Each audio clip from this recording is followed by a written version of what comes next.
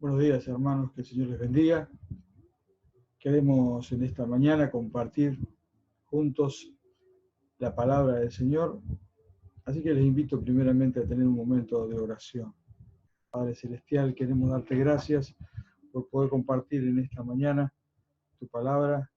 Queremos pedirte que tú nos hables a cada uno de nuestros corazones, que tú ilumines tu palabra para que llene nuestro corazón y pueda ser puesta por obra.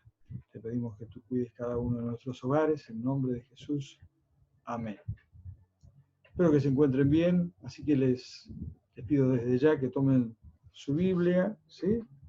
Y vamos a estar recorriendo algunos pasajes de la palabra del Señor. En este caso, recorriendo especialmente un libro, el libro de los Hechos, como veníamos haciendo previamente.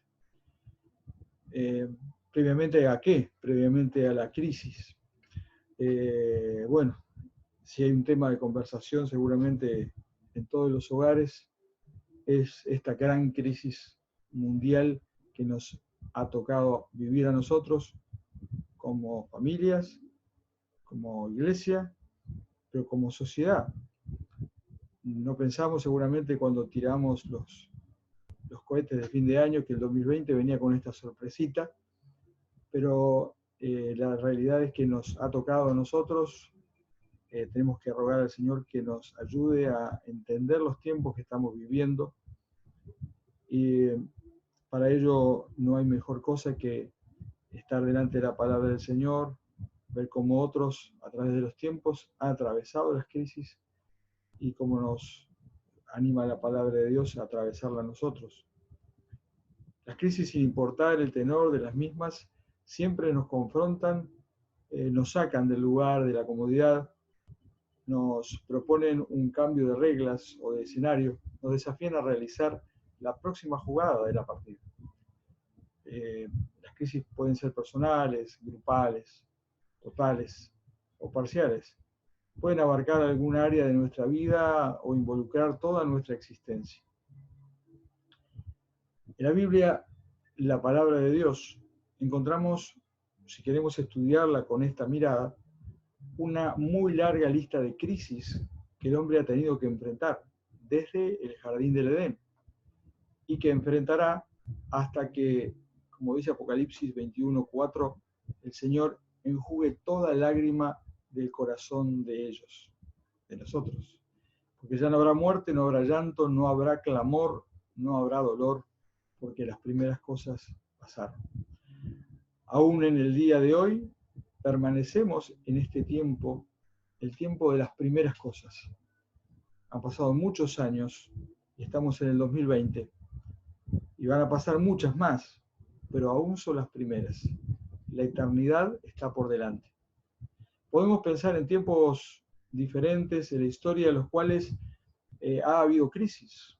Los libros de historia lo cuentan y nos hemos estudiado en la escuela, y recuerda también la palabra de Dios, diferentes experiencias que han atravesado hombres y mujeres, pueblos, inclusive el mundo entero. El mundo entero pasó, por ejemplo, la crisis, las últimas crisis que ha pasado, las guerras mundiales, pero antes pestes, la peste negra, vivió invasiones, vivió sobre todo hambrunas, grandes cataclismos, vivió un diluvio. El mundo de manera universal vivió esta gran crisis. Podemos pensar en tiempos diferentes en la historia en los que ha habido crisis y debemos ver cómo recorrer estas crisis, que pueden ser personales, grupales, generales, sobre todo en el contexto de los principios y la formación del pueblo de Israel. Pero también podemos identificar claramente el periodo inaugurado por el Señor Jesucristo y el comienzo de la iglesia. Entonces podemos separar, tal vez de esta manera, antes de Cristo y después de Cristo. No estamos innovando mucho, ¿verdad?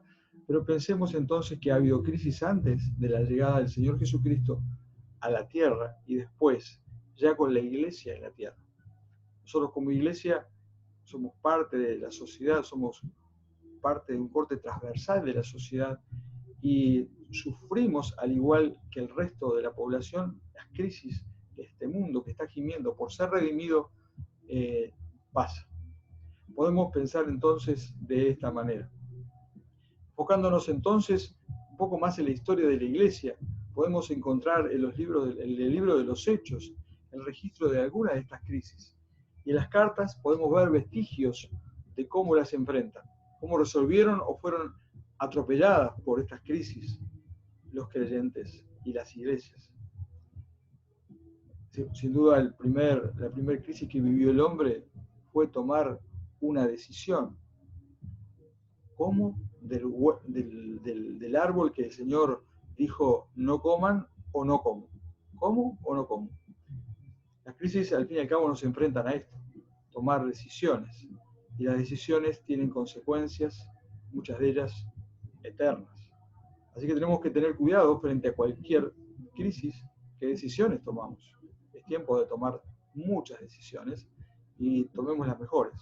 Podemos recordar entonces algunas de estas crisis atravesadas o siendo atravesados por ellas.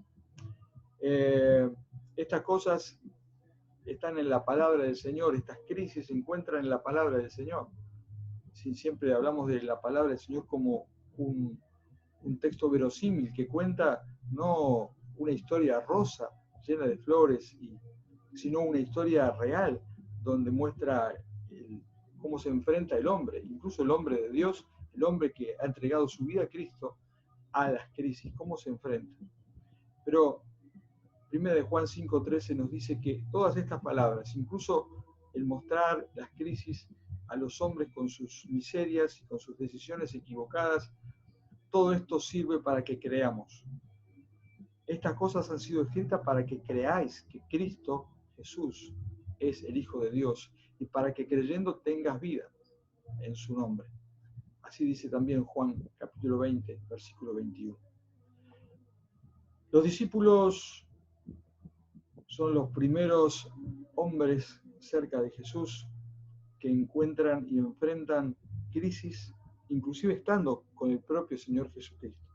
El propio Señor Jesucristo los confronta y los presenta a diferentes instancias donde tienen que tomar decisiones, aquí y ahora. ¿Qué vamos a hacer con esta multitud? Pero son muchos, mándalos para la casa. No, encárguense ustedes. El Señor nos confronta permanentemente con crisis, con el propósito de que crezcamos en Él. Vamos entonces a recorrer brevemente algunos de estas historias.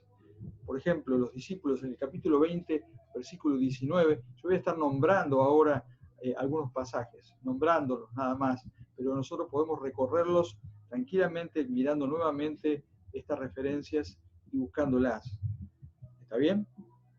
Los discípulos se encuentran por miedo de los judíos, se encuentran escondidos. ¿Se acuerdan? El Señor Jesucristo murió en la cruz y lo que hacen los discípulos es esconderse. En Juan capítulo 20, 19, los discípulos se esconden por miedo a que les mataran a ellos los mismos que habían matado a su maestro Jesús. Una crisis, una de las primeras crisis, al no estar el Señor aparentemente con ellos. En Juan capítulo 20, versículo 25, algún discípulo no cree posible la resurrección de Jesús y duda. ¿Cuál será? Sí, algunos de ustedes seguramente ya saben que estamos hablando de Tomás.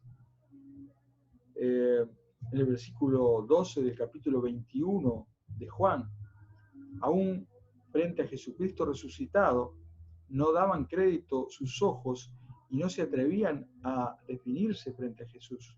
Esto sucede cuando salen a pescar, están con Jesús y no se atreven a reconocer quién era Él. En Hechos capítulo 1 se enfrentan al hecho del fracaso de uno de los discípulos. ahora eran menos de los que entendían necesarios para hacer aquella obra que el Señor les había mandado. Es así que en Hechos capítulo 1 se enfrentan, ¿y ahora qué hacemos? Somos solamente 11. En Pentecostés se manifiesta el Espíritu de Dios de una manera que jamás había visto ningún hombre, ni la iglesia, de una manera totalmente poderosa, impensada, aunque había sido descrita en el Antiguo Testamento, otorgándole dones. Nueva crisis. ¿Y ahora qué hacemos con esto? Hechos capítulo 2 dice que fueron llenos del Espíritu Santo e inmediatamente comenzaron a hablar en diferentes lenguas y a anunciar el mensaje del Evangelio. Hay crisis y hay crisis. Hay crisis que parecen totalmente negativas y hay crisis que son totalmente positivas. Al fin y al cabo, inclusive aquellos peores crisis, como vamos a ver al final, a los que aman a Dios, ayudan a bien. Estaban en medio de una ciudad, Hechos capítulo 2, una ciudad que tenía 6 veces su tamaño, Jerusalén, lleno de personas de muchos lugares de alrededor del Mediterráneo que buscaban al Dios de los judíos.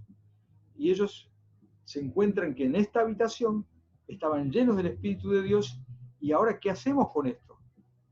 ¿Nos quedamos acá? ¿Escribimos libros? ¿Nos alegramos entre nosotros? Una crisis, una oportunidad, tomar una decisión. ¿Qué hacemos?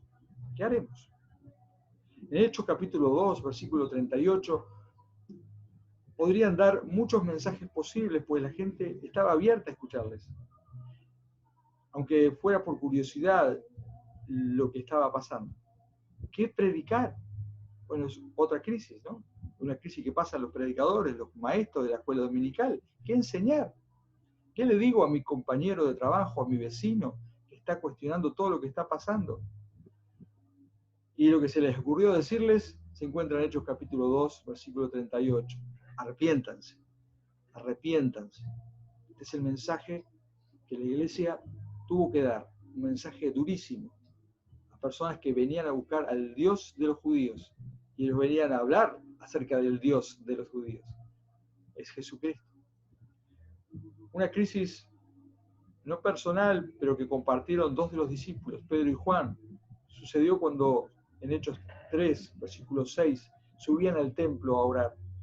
Y un indigente, a lo que muchas veces nosotros también lo hacemos a un lado, de los que viven en la calle, ¿sí? De estos que están poniendo ahora en los albergues, le preguntan, ¿qué me pueden dar? Esta pregunta que hoy en día muchos uruguayos hacen, ¿y qué me pueden dar? Yo quiero, ¿qué me pueden dar?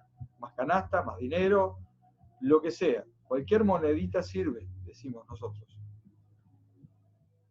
¿Qué monedita vas a buscar en el bolsillo para darle a esta persona? Que no te moleste más, porque tengo algo más que hacer. Nueva crisis que enfrentaron estos discípulos de Cristo. Y frente a esta decisión, a esta crisis, dijeron, no podemos hacer que no escuchamos, no podemos darle lo último, lo que tenemos en el fondo del bolsillo, no podemos seguir de largo aparentando no haber escuchado.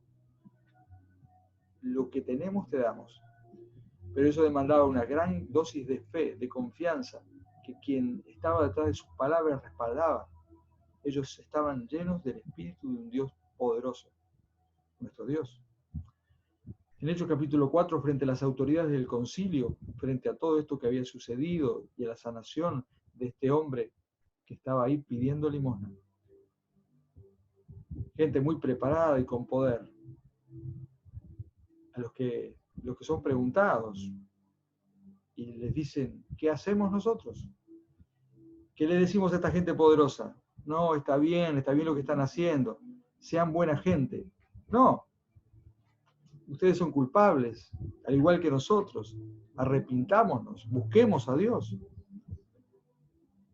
En Hechos 4, capítulo 4, versículos 18 y 19, frente a la amenaza e intimación de no hablar más de Jesús, ellos se encuentran con una nueva crisis.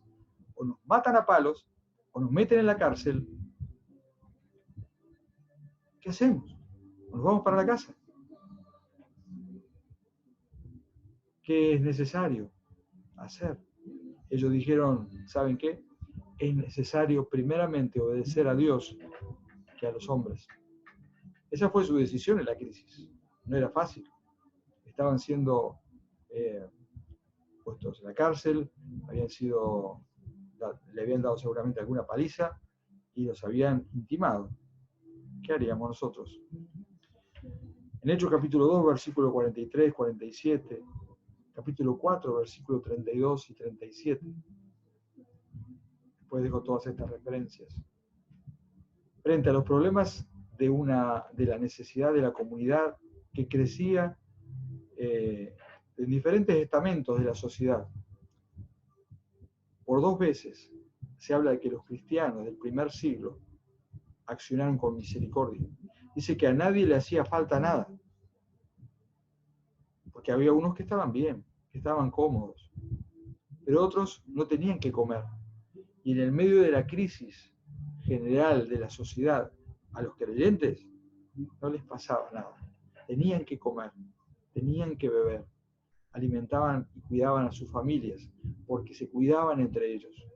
Esto es una decisión de fe, pero puesta en gestión práctica. ¿Qué hacemos nosotros en la crisis? En Hechos capítulo 5, frente a una incipiente persecución de los discípulos, el resto de la iglesia, ¿cómo reaccionó? Busquemos. Yo invito a que recorramos estos capítulos y miremos cómo en las diferentes instancias los creyentes reaccionaron individualmente como cristianos o como iglesia frente a diferentes crisis que se les iban presentando.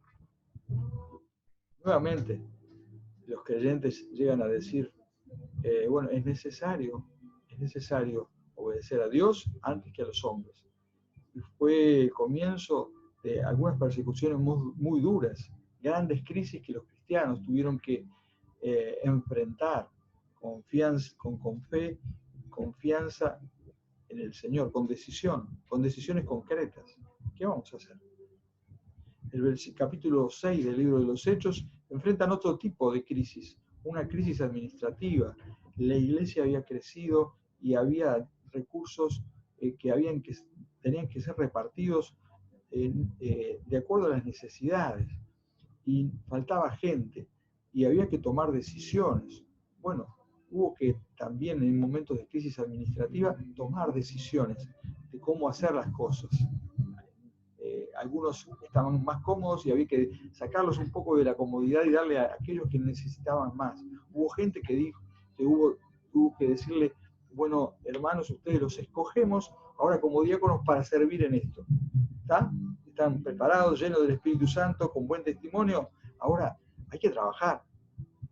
¿Sí? Siempre recibiendo, no, hermanos, es necesario que ahora ustedes que son firmes en la fe, llenos del Espíritu Santo, bueno, vamos a compartir, vamos a repartir el trabajo. Son decisiones importantes frente a crisis administrativas. Cuando un hermano es confrontado por su fe, se llamaba Esteban, es enfrentado a muerte. ¿Cómo reacciona este hombre cristiano frente al apedreamiento? ¿Cómo reacciona la iglesia? Es impresionante leer lo que dice este capítulo del libro de los Hechos, cómo este hombre frente a esta crisis, y delante de él la crisis terminaba pronto porque sería muerto por llevar adelante decisiones de seguir afirmando que Jesucristo es el Señor. ¿Hasta dónde estamos dispuestos a seguir a Cristo en medio de una crisis? En Hechos capítulo 1, frente a la persecución de un joven que estuvo parado por allí, llamado Saulo, Hechos capítulo 8, versículo 1, se dedicaba a atacar y perseguir a la iglesia. Bueno, ¿cómo enfrenta la iglesia una persecución posible? Cada culto de oración nosotros estamos hablando permanentemente y dando gracias de la libertad que gozamos. Hoy no la gozamos, ni nosotros ni muchos, por alguna razón, una razón sanitaria, pero no la gozamos. ¿Cómo enfrentamos los posibles ataques, persecuciones de la iglesia? Que en otros lugares lo veíamos y lo leíamos en libros, pero ¿por qué no pensar que próximamente esto nos alcance? En el capítulo 9, versículos 9 y 10, encontramos que la iglesia se enfrenta a otra crisis distinta. ¿Qué pasa cuando aquellos como Saulo, que eran perseguidores de la iglesia, se convierten a Cristo? Dicen, no, ahora soy cristiano. ¿Quién te va a creer? Mengele, sos un asesino. Y ahora decís que sos cristiano, no te creo. Bueno, está bien, Dios te perdonó, vos por ahí, nosotros por acá. Una gran decisión, una gran crisis que la iglesia tuvo que enfrentar. Pero fue sensible tanto tal Ananías como la iglesia al recibir a este hombre que era un asesino con patente, que ahora había dicho, Jesucristo me tiró del caballo, me dejó ciego, y ahora yo quiero anunciar el Evangelio. Entendí que Jesucristo es el Señor. Había que creer a la voz de Dios que le decía que le recibiera. Era bravo, ¿verdad? Recibir al lobo en medio de la sala. En Hechos capítulo 10, la crisis es de prejuicios. Pedro se enfrenta a una crisis de prejuicios propios, personales, sociales, culturales. En Hechos capítulo 11, las crisis son doctrinales. La iglesia se enfrenta a crisis por el tema de la circuncisión. Y la iglesia debe confrontar, hermanos, debe enfrentar la crisis. En el capítulo 11, enfrentando una crisis regional más allá de la iglesia, porque vendría una escasez de alimentos. La iglesia es confrontada con esta crisis que afecta a toda la sociedad, pero ¿cómo la confrontamos nosotros como iglesia? El mundo la enfrenta a su manera y nosotros. La solidaridad no tiene partidos políticos. La solidaridad es inventada por el Señor. Y es un privilegio que nosotros tenemos que asumir, el ser solidarios, el ser altruistas, el ser generosos. Podemos continuar recorriendo todo el libro de los Hechos y las cartas con vestigios de diversas crisis que como cristianos y como iglesias, las comunidades de fe han tenido que enfrentar. Algunas palabras de la Biblia en cuanto a cómo enfrentar estas crisis y cualquier crisis. Santiago capítulo 1, versículo 2 y 4, dice cuál debe ser la actitud. Tened por sumo gozo, hermanos míos, el que os halléis en diversas pruebas, sabiendo que la prueba de vuestra fe produce paciencia. Y la paciencia tenga su perfecto resultado, para que seáis perfectos y completos, sin que les falte nada. Mateo 28 nos dice el Señor a los discípulos y a nosotros: yo les envío al mundo, pero sepan que yo voy a estar con ustedes todos los días hasta el fin del mundo. Juan capítulo 14, versículo 27, el Señor Jesucristo les dice a los discípulos y a nosotros: la paz les dejo, mi paz les doy, no la que el mundo da, no la que da el dinero, no la que da la vacuna, sino la que yo doy. No se turbe vuestro corazón, no tengan miedo. Hebreos capítulo 10, versículo 23 al 25, habla acerca de cuál debe ser la actitud como creyente en medio de un mundo en crisis. Dice la palabra del Señor que debemos mantenernos firmes, sin fluctuar, la profesión de nuestra esperanza, porque fiel es el que prometió. Dice la palabra que debemos considerarnos en medio de la crisis unos a otros, no mirar solo el ombligo, sino estimularnos al amor, a las buenas obras, no dejando de congregarnos. Hoy nos estamos congregando de una manera diferente, pero no dejar de hacerlo, como algunos tienen por costumbre, sino exhortándonos, y tanto más, hermanos, cuando veis que aquel día se acerca, sin duda. Hebreos capítulo 11, versículo 26 al 28 dice lo siguiente: teniendo por mayores riquezas el vituperio de Cristo que los tesoros de los egipcios, porque tenía puesta la mirada en el galardón. Y ahí la palabra clave de la que hablamos el otro día. Porque por la fe dejó Egipto, no temiendo la ira del rey, porque se sostuvo como viendo al invisible. Así debemos mantenernos en medio de la crisis. Nos debemos mantener, sostener como viendo al invisible. Y sabiendo, hermanos, como planteamos al comienzo, que a los que aman a Dios, como Romanos 8:28 nos recuerda, a los que aman a Dios, todas las cosas ayudan a bien. Esto es, a los que conforme a su propósito son llamados. Somos testigos de ese amor, somos testigos de ese llamado. Nosotros somos testigos suyos de estas cosas. También el Espíritu Santo es testigo, el cual ha dado Dios a los que le obedecen. Pero para ser testigos debemos primero haber experimentado en primera persona la gloria de Dios. Para ello debemos creer. Hay un pasaje muy impresionante donde el Señor Jesucristo, en Juan capítulo 11, versículo 40, todos estos versículos yo les voy a pedir que ustedes puedan anotar, leerlo de vuelta y repasarlo. Pero necesitamos recorrer varios pasajes y recordarlos de memoria. Hay un pasaje importante, impresionante, que relata un momento en el cual Jesús se enfrenta a un sepulcro y ante el dolor, ante la crisis y el dolor provocado por esta crisis, la muerte, la peor de las crisis aparentemente, que el hombre puede enfrentar y que estamos enfrentando hoy. Jesús le dijo, ¿no te he dicho que si crees verás la gloria de Dios? Para ser testigos de la gloria de Dios debemos primero ver la gloria de Dios. Pero para ver la gloria de Dios tenemos que creer. Nuevamente, sin fe es imposible agradar a Dios. Le dejo este versículo para terminar. Juan capítulo 11, versículo 40 al 45. Jesús les dijo, ¿no te he dicho que si crees verás la gloria de Dios? Aún en medio de la crisis, aún en medio de una tormenta, aún en medio de un tornado, de una enfermedad, de la crisis económica, de un foso con leones, de una habitación llena de fuego, frente a la muerte, frente a la persecución. ¿No te he dicho que si crees verás la gloria de Dios? Que el Señor nos bendiga en esta mañana.